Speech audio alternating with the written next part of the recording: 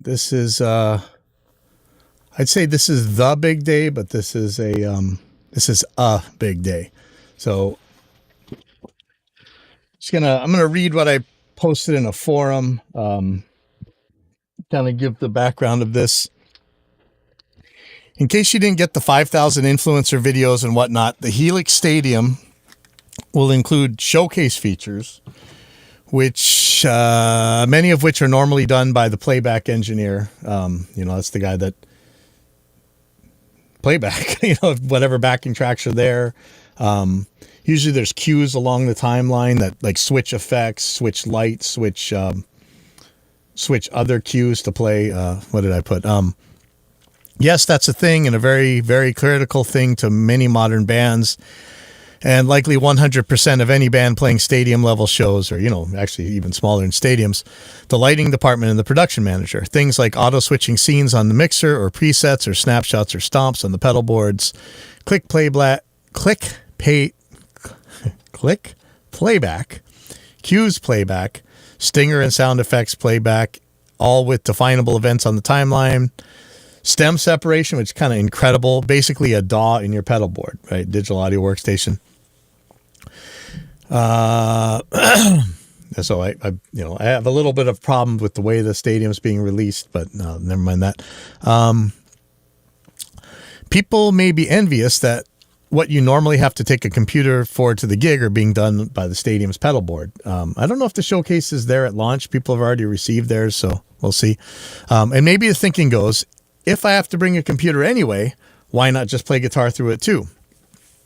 And what almost seems like ancient history years ago now, I did a series of articles and videos along the subject of taking your beautifully manicured studio chain of guitar sounds to the show, called Bringing the Studio to the Stage. You can go to my website and see that. And while this was great fun and showed a lot of promise, it still felt too clunky, unreliable, super labor intensive, confidence destroying, and just not really ready, to me anyway. Though with the caveat that there were still many, many, many guitar players and way, way more keyboard players doing just that with Gig Performer, Cantible, I think it's called, or how it's pronounced, or Mainstage. Fast forward to today, and with the mini computers and Mac Minis, generally more stable audio systems in the OSs, and even dedicated hardware, we have some viable systems. Maybe. And so I'm showing right here, the Paint Audio CE1 puts a Windows computer in a very convenient box with interfaces and buttons. Very, very cool touchscreen as well. Cons are probably a very underpowered processor and almost 100% surely Vesicon.de drivers for the interface. Still, I'll likely be trying it. I'm talking to them right now about getting a unit to try. At AIX DSP, we actually have a product coming out that is going to fit this vein supremely, and so I want to get ahead of it. I really like how this Paint Audio CE1 is made. I really like this thing, but I think that the CPU that it's using is just way too weak, and we are going to have that latency, round trip latency problem because of Vesicon drivers, but that's the drivers in almost every USB pedal board or audio interface out there, so it's likely what you're going to have may not be that bad. Ideally, you're going to have like an RME babyface or something on there. I do have an extra RME interface, but it requires converters. I do have a SPDIF converter. Wow, maybe I should think about that. I do have an RME interface that could do this. Because I bought these little SPDIF boxes. Didn't think about that. Well, I'll get back to that later. Along a very similar vein, Octave Technologies unveiled their HS1 with a similar CPU and touchscreen, but a divorced pedal board. I think it has the same sort of CPU as the CE1. But this looks like a cool device.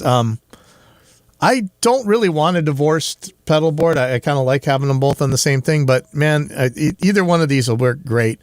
My big problem with this board is if you put it in a pedal board, imagine this. Here's all your controls. And then if you had a MIDI pedal for switching, because you need to be able to switch to me. I mean, I guess if you're playing one sound or you want to switch everything with your phone or something, that's fine. But if I put the MIDI pedal board in front of here, now all my if I want to keep the orientation correct, I've just blocked all my knobs. You could elevate this possibly, and then maybe it'd be okay. We'll see.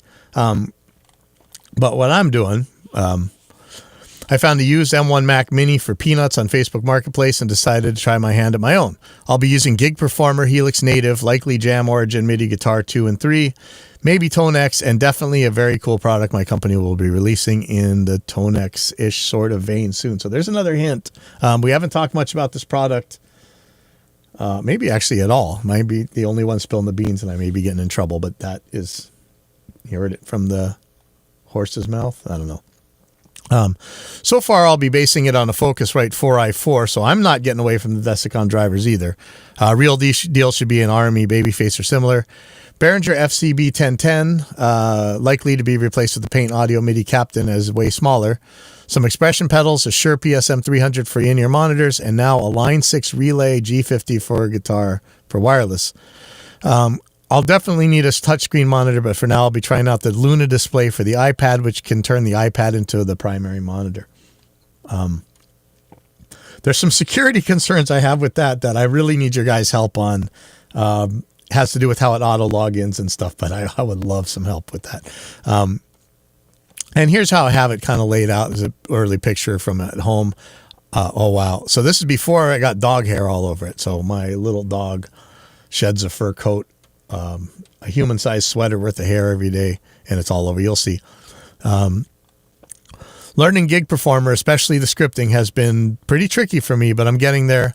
I have auto-engaged the tuner on the volume pedal minimum and auto-engaged the wah on pedal movement and some obvious at-a-glance type of view stuff, but still working on how to pick songs from the set list with the pedal board rather than the touchscreen, but I'm getting there. And here's an iPad showing the Gig Performer screen. And this is this is the iPad as a monitor. It's not running through an iPad or anything, but it's working as a touchscreen monitor. Very cool. And doing some NAM captures way easier than doing Tone X captures, but there's a new Tone X app, so maybe that's better. I was actually doing a NAM capture of a Tone X. That's the ultimate blasphemy. Here's a Pedal Playground link showing how I would kind of set this up. So that's the premise. Okay. All that said, I guess we're going to get started.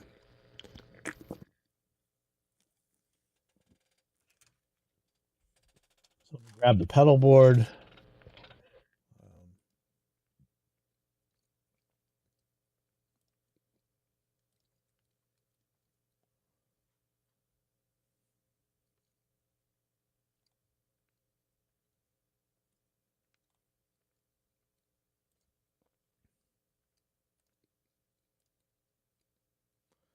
Okay, here we go. Here we go. Let me get some stuff. Oh, one of the big problems is phantom power, man. I have no idea how that Focusrite Scarlett output will handle phantom power. So we need to put phantom blockers on there.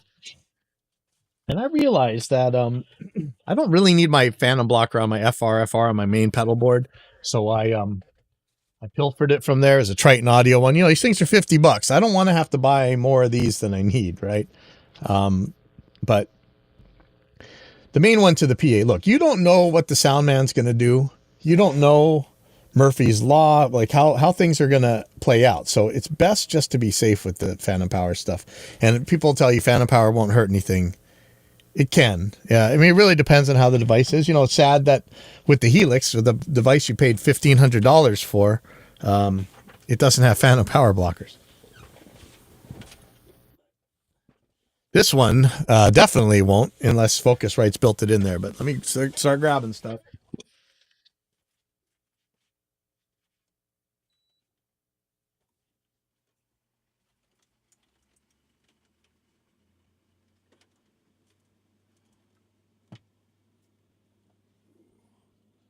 So I'm using my big pedal board, the one we just did a pedal board build video a few weeks ago, maybe a week ago. This was my old pedal board. It's a 32 by 16 Pedal Train Classic Pro, and you see it barely fits on this desk, man. Like,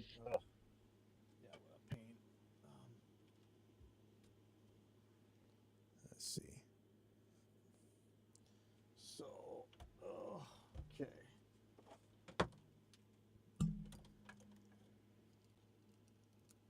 All right, so far on this board, I have the FCB 1010. I think that's what it's called, the Behringer pedal board. And you see how big this thing is, but it does have 2 expression pedals on it, which is cool. It's a pain to program, so I use I'm using an Uno chip that you replace inside here for the control. This right here is a Do-Re MIDI MPC 10, and all it is it takes in 2 expression pedal inputs, regular old analog expression pedals like this Mission Engineering one. Actually, this was the Line 6 one. I had to mod this in order to make it work. But it's not a hard mod, and you can put it right back. So this is the controller that will let this pedal, and if I want a second one, also be expression pedals.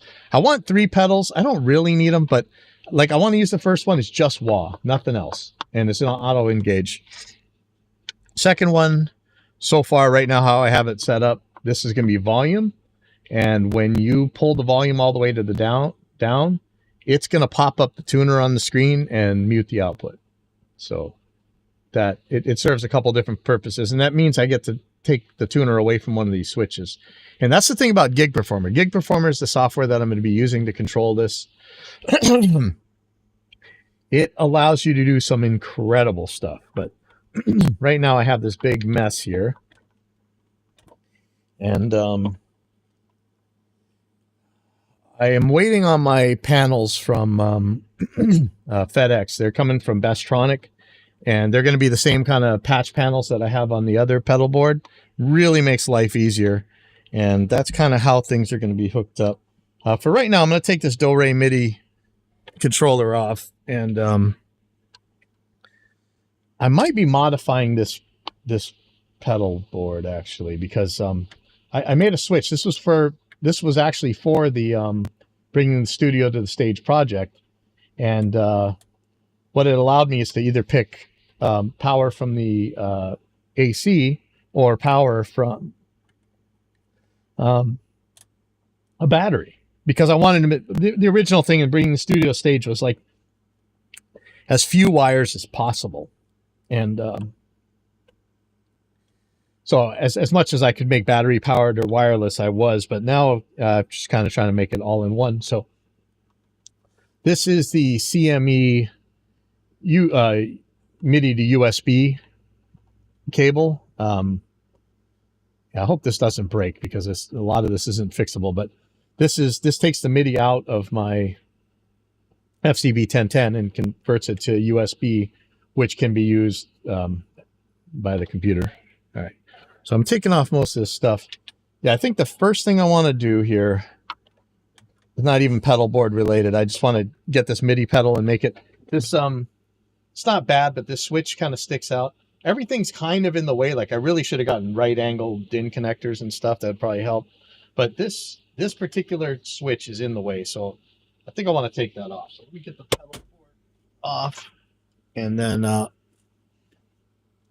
do that first. I might I don't know if I want to unsolder it now.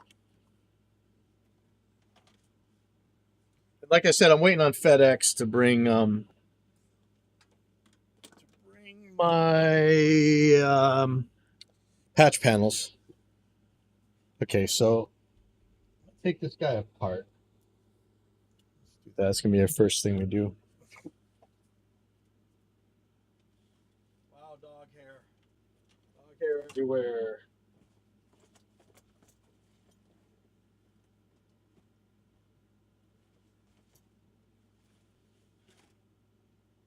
I'm gonna heat up a soldering iron. I think I'm gonna have some soldering to do for sure.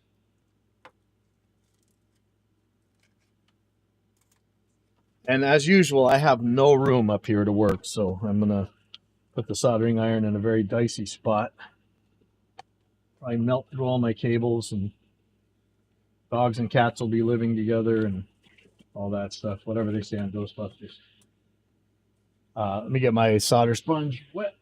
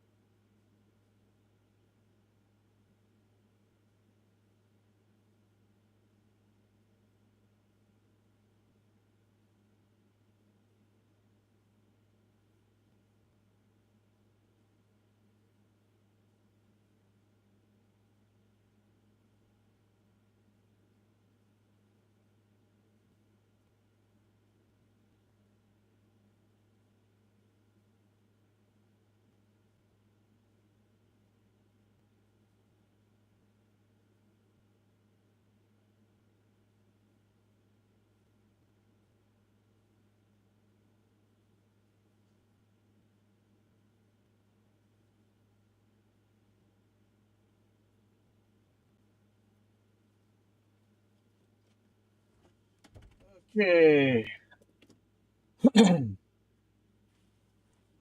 Soldering iron, got solder. Probably should pull out some wire strippers. Yep, got wire strippers. Okay. I'm looking for my electric screwdriver. Thank you guys for the recommendation on that. That has made my life much better.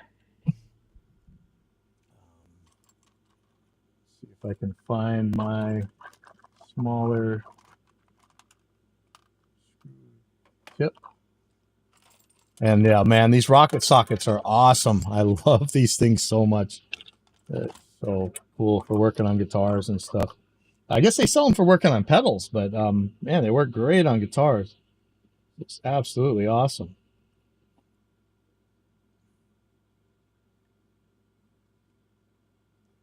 Okay. I took this thing apart so many times I should know it by heart, but that was years ago. That was pre-pandemic. Are we even allowed to say that now? I don't know. I don't know if this just got the thing blocked because I use that word, but we'll see.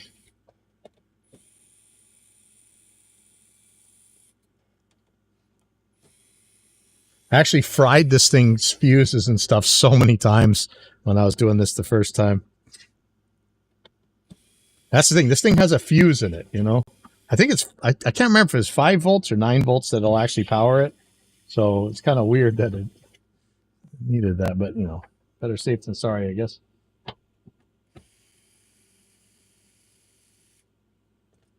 Some of these are stripped. Maybe I'll put some Loctite on them.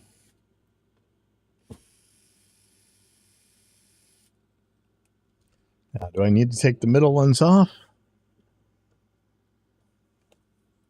I guess I do. All right. Now, this thing is just a little bit too big to be happy. But it does have the number of switches and stuff I want on it. That's the good part. Ooh, that'll keep that from working well. May let me move that. I don't know if this will stick.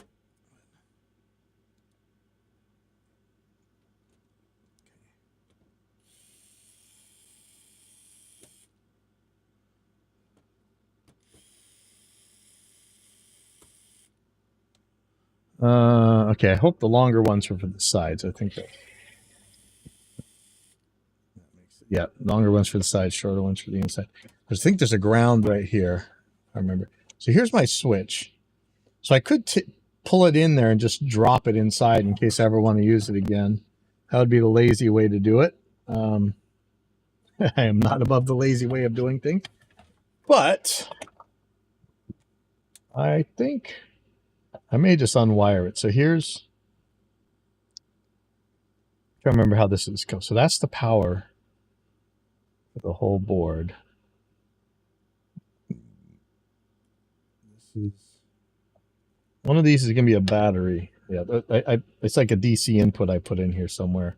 It's from Love My Switches, which is an absolutely awesome company if you need anything like that. Is that it? That's it right there. Okay, so this is the battery side. And this is, so I'm going to take that off and just wire this straight in. Actually, it looks like I cut it here. Wow. One cable's marked with black on it, and the other one isn't. That's a little scary. I don't know that it's polarized. It probably is. All right, let's see if I can use one of these rocket sockets on here. So there's the 1/2-inch one. I don't know if that's hitting or if that's just, it should be a 9/16. That's 15. Probably work. So handy.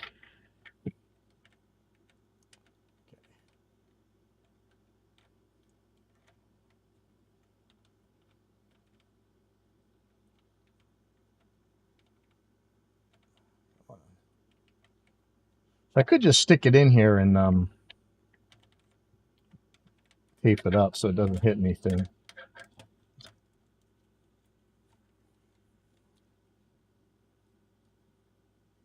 Well, that does stand a chance of shorting.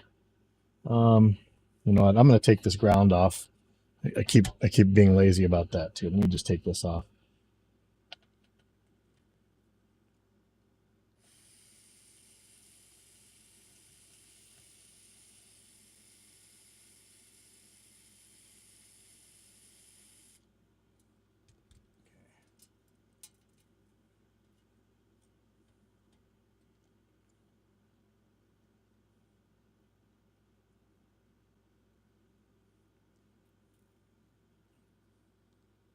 But again, I am not averse to being lazy, so.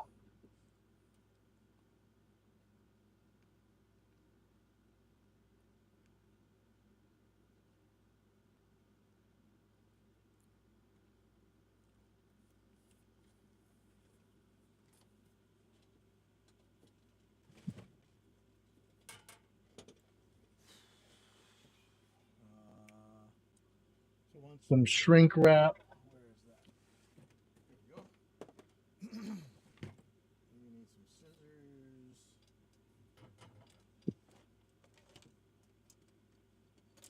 Where are the scissors?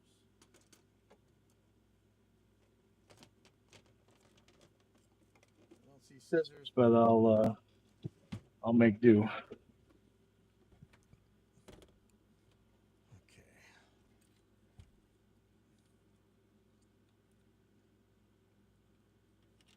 So I could just hook it back up to the original wires, which would be okay.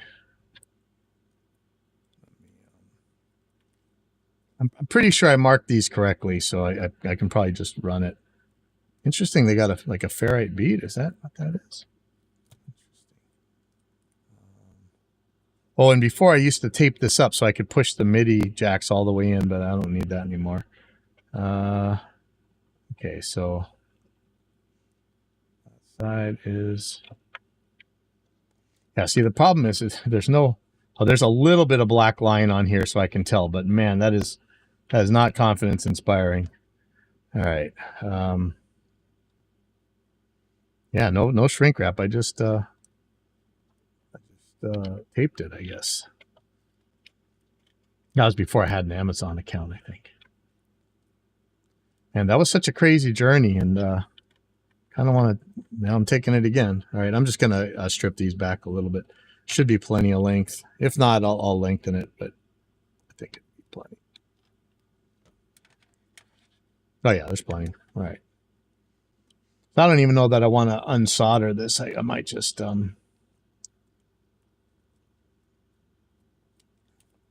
Boy, should I remove the DC jack? Probably not, but I don't want those wires on there. I'm going to desolder it.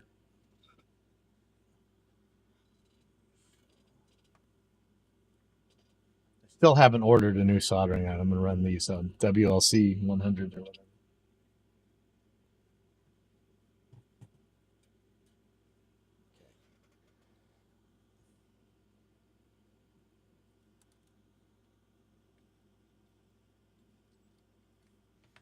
Okay, so that's it for that. Do I want to desolder these or... Yeah, may as well.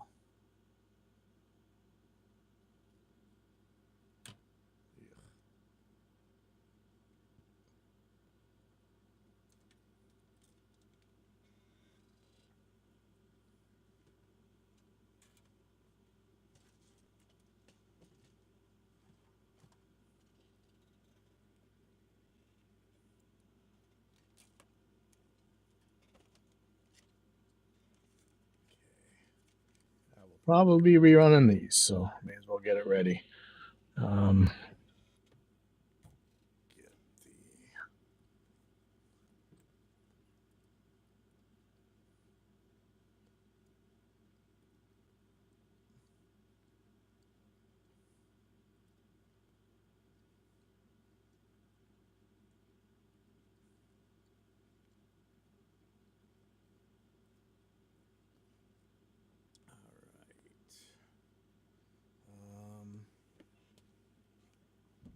Slide some of these on there. What are we going to use? The red one. Red one is perfect. Famous last words.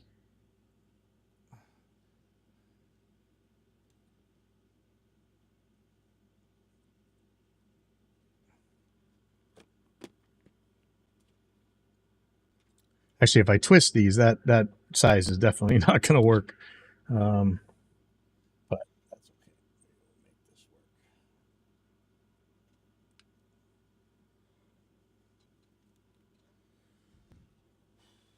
Where did I put the strippers?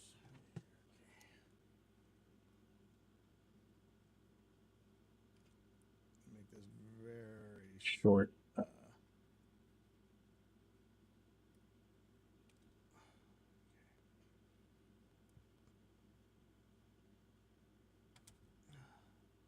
That's too easy to rip out accidentally. It's crazy how old these pedal boards were. I remember, I think these things came out in like 2005, maybe earlier. And I think it's a bite off the Roland one, but in some ways it's kind of better. Sorry, Roland aficionados, but it is. Sorry. The other one was the Digital Music Corp ground control. I think that's Voodoo Labs. I'm not sure. But today's stuff is different. You know, we don't necessarily need DIN jacks. I don't know about, connecting MIDI wirelessly. I was using Bluetooth for a while and it was working, but man, I have so many connection issues. Like, I'm all about having wirelesses and stuff, but I have so much trouble with my in-ears and everything.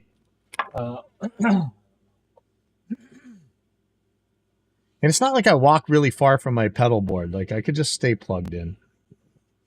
But I want the freedom, man.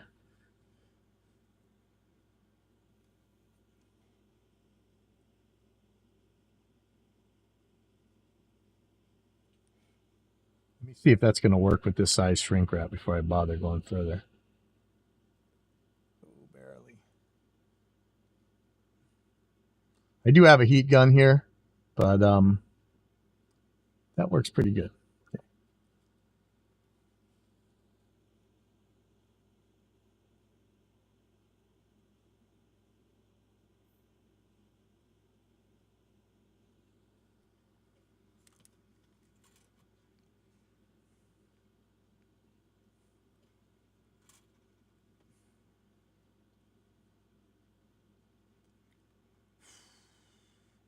And then tonight I have jazz night at Hawaiian Brian's.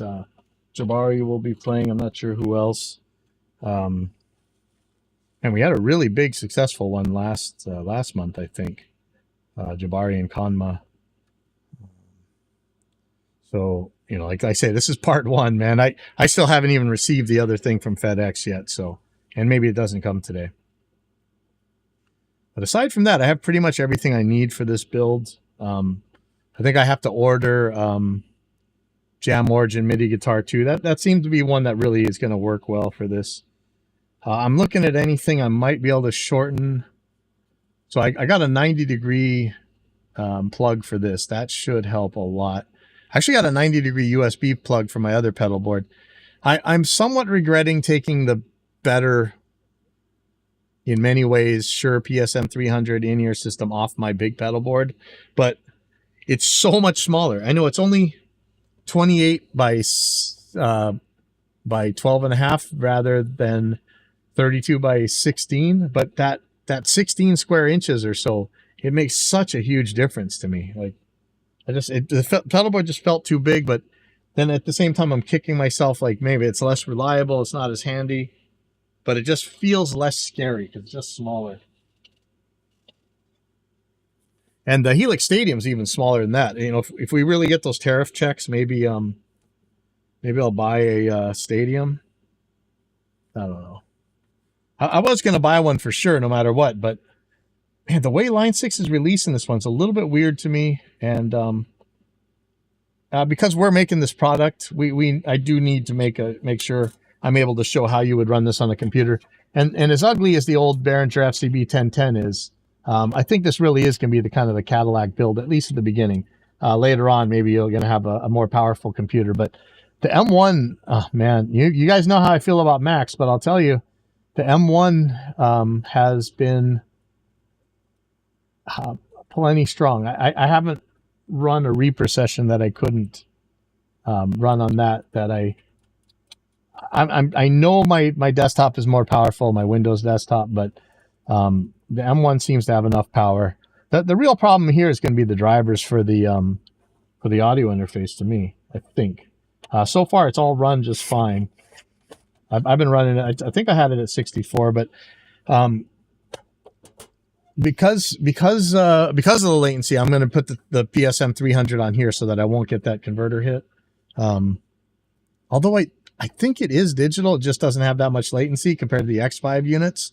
And I'm going to run a line 6 2.4 gigahertz, I think,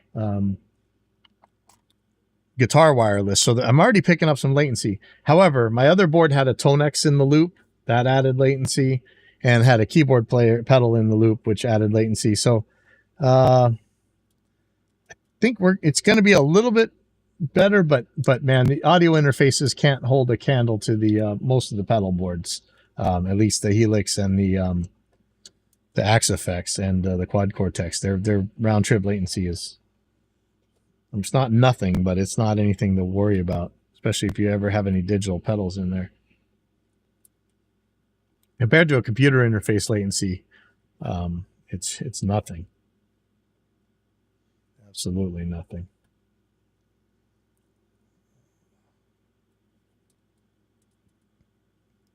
I'm assuming all the short ones go to the metal threaded inserts. Yeah, I have some short ones that I don't. Oh, right here. Okay. Whew. I hate having extra parts.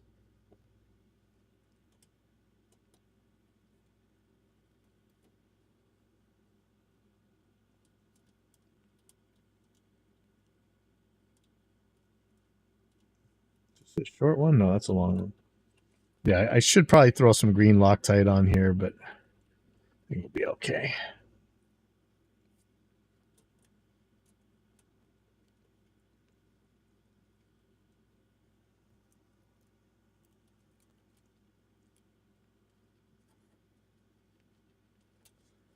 I'm waiting on a couple other things. Got some medical stuff.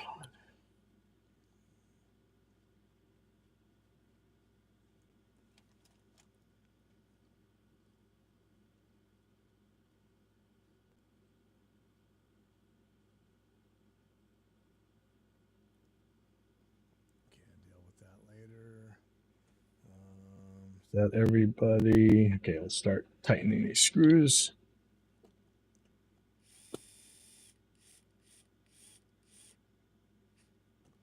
So this has some sort of torque setting thing on here. It might be too, might still be too strong for any electronics. I'm just holding it loose.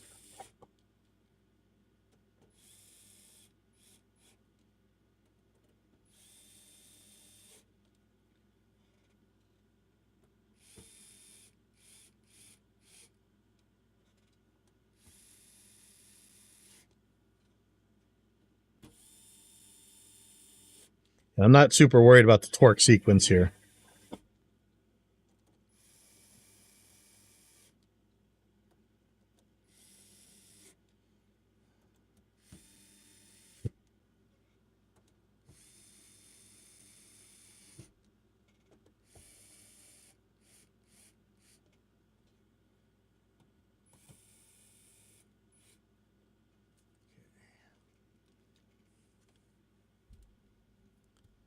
So yeah, that's probably about as good as I'm going to get that. Well, let me see if there's any way to clean this up. I had.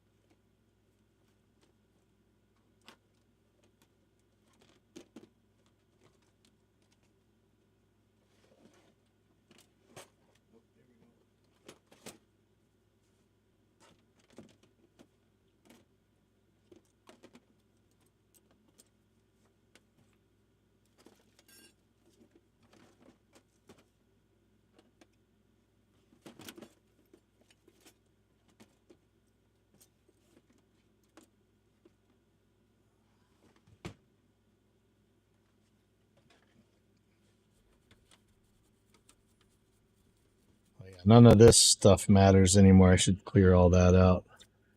Well, that ain't gonna happen. Okay, never mind. Just some of the dog hair contribution I don't really need. Thanks, little puppy.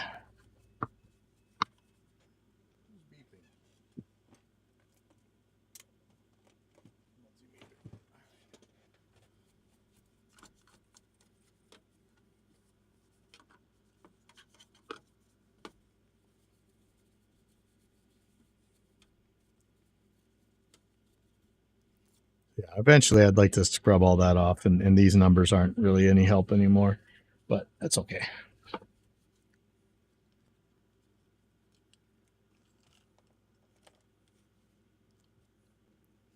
All right.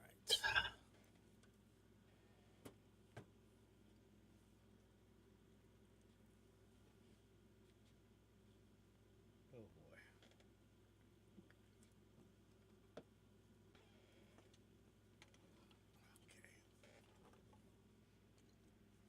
So we have this whole mess here. I'm gonna put a power con on this thing. That's gonna clean up the AC. For now, I'm gonna take off this USB hub here. Let me just do that real quick. Oh, there goes my mission pedal. All right, well, normally 3M dual lock is ridiculously strong, so I must be doing something wrong because there's no way that should have fallen off. All right, and I'm thinking, do I need a one spot on here? So what am I going to have? Let's look at this again. Mac Mini, Shure PSM 300, the Line 6 wireless. I could use this one spot, or yeah, one spot. It's so hot glued onto here that I might not be able to get it off. This was a, oh yeah, okay, so I was going to use that for the pedal, but I'm going to take that off. I don't think I'm going to need this USB hub. I was using this for power distribution. I might put it on the other pedal board, but for now, I just want to get it out of there. I want to get this as clear as I can.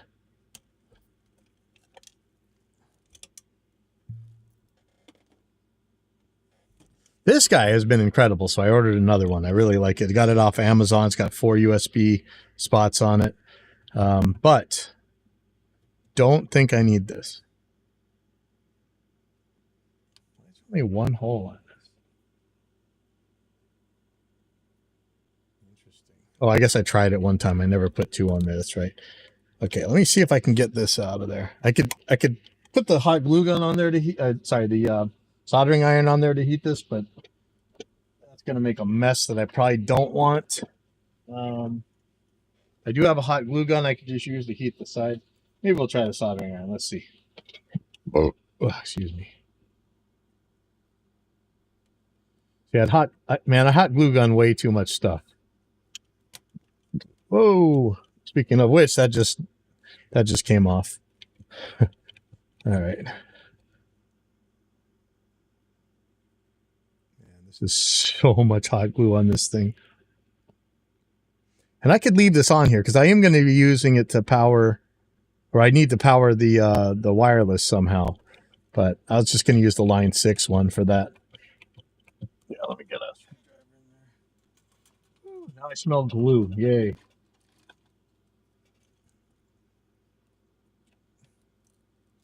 Oh, yeah, that's going. Okay. All right. Now this thing's starting to fall off. So either, see how much hot glue I have on here, but it'd be nice to, I could just do it with zip ties, but it doesn't look like the zip ties are holding. Wow, I've covered all the holes with hot glue. Some of these grounds I might not even be able to get into. How many grounds am I going to need? One for the 1010, and is that it? One for the 1010, that might be it. Sorry, 1 second.